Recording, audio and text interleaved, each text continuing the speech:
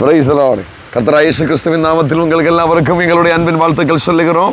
ஹல்லேலூயா. ஒரு நிமிஷம் தியானிக்கிறதுக்காக ஒரு சிறு வசனத்தை நமக்கு ஒரு நிமிஷம் தியானிக்கலாம். கர்த்தர் நம்மளை ஆசீர்வதிக்கட்டும். மார்க் எழுதிய சுவிசேஷம் அதனுடைய 9ஆம் அதிகாரம் அதனுடைய 22, 23 வசனங்கள். ஹல்லேலூயா.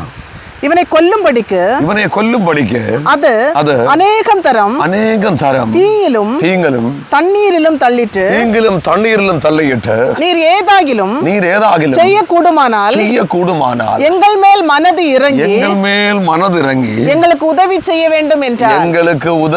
வேண்டும் என்றார். இயேசு அவனை நோக்கி நீ விசுவாசிக்க கூடுமானால்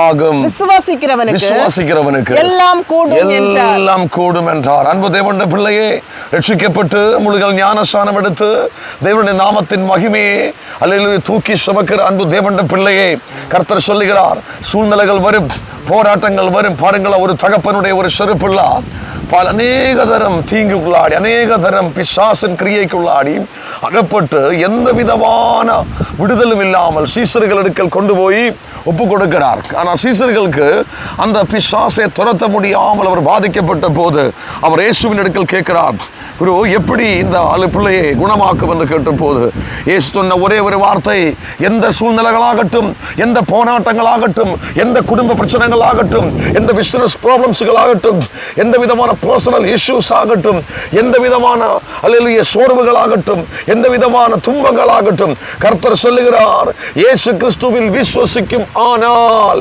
எல்லாம் கூடும் என்று வேதம் சொல்லுகிறார். ஹல்லேலூயா.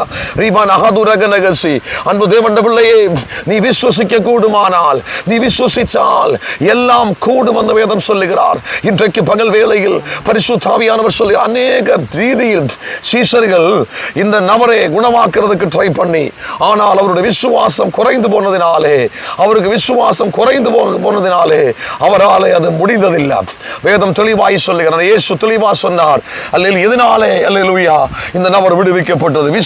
விசுவாசம் உனக்கு இருந்தால் உன்னாலே எல்லாமே கூடும். இப்போ நீ பிரச்சனைகளோட போய் கொண்டிருக்கிறியா? நாளை என்ன ஆகும் நீ யோசிக்கிறியா? சகோதரி, சகோதரா, தாயாரே, தகப்பனே, கர்த்தர் சொல்லுகிறார், நாளை என்று சொல்லுகிறது உனக்காக கர்த்தர் உருவாக்குற தினமாகும். அல்லேலூயா. கர்த்தர் சொல்லுகிறார், இந்த சூழ்நிலை இதே மெத்தேடில் அல்லது உன்னோட வாழ்க்கையில் இருக்காது. இப்போ நீ அனுபவிச்சு கொண்டிருக்கிற வேதனைகள், துன்பங்கள், பாடுகள், பிசாசினால் உள்ள அலக்கடிப்புகள், இது உன்னை விட்டு விலகி போகிறார். விசுவாசிக்க கூடுமானால் எல்லாமே ஆகும். ஹல்லேலூயா. இந்த வசனத்தில் தெளிவாய் சொல், விசுவாசிக்கிறவனால் எல்லாம் கூடும் என்று வேதம் சொல்லுகிறார். இயேசு கிறிஸ்துவில் விசுவாசிக்கிற ஒரு நபர் இருந்தான், இயேசு கிறிஸ்துவில் விசுவாசிக்கிற ஒரு பிள்ளை இருந்தான், அவனாலே எல்லாமே ஆகும். ஹல்லேலூயா. அன்றைக்கு பகல் வேளை கர்த்தர் சொல்லுகிறான், எதனால நீ பாதிக்கப்பட்டுட்டும் லைஃபில் மாற்றம் இல்லாதது காரணம் என்ன தெரியுமா? நீ விசுவாசம் உனக்கு குறைவாயிருக்கிறது.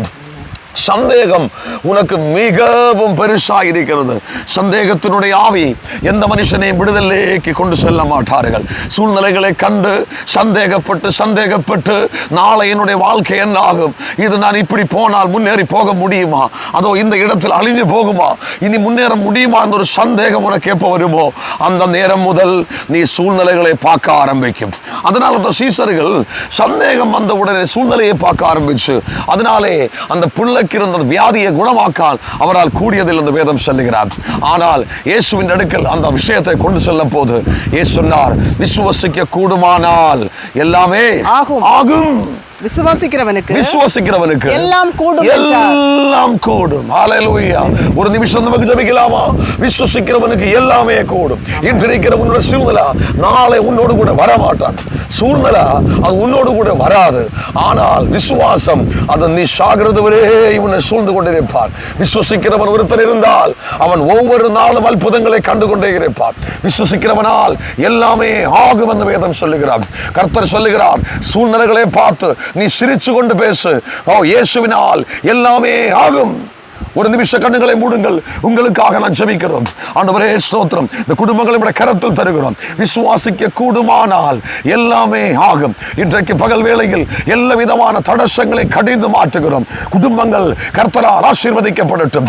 சூழ்நிலைகளை பார்த்து நீ திகையாதே, சூழ்நிலைகளை பார்த்து நீ கலங்காதே. கர்த்தர் சொல்லுகிறார், நாளை கர்த்தர் உனக்காக ஒரு ஆசீர்வாதத்தை உருவாக்குறார். விசுவாசிக்க கூடுமானால் அது ஆகும். விசுவாசிக்க கூடுமானால் அது ஆகும். செபிச்சு குடும்பங்களை ஆசீர்வதிக்கிறோம். கர்த்தர் ஜெபத்தை கேட்டதுக்காக ஸ்தோத்திரம். இயேசு கிறிஸ்துவின் நாமத்தினாலே ஆமென். God bless you. கர்த்தர் உங்களை ஆசீர்வதிக்கட்டும். ஆமென், ஆமென். ஹல்லேலூயா.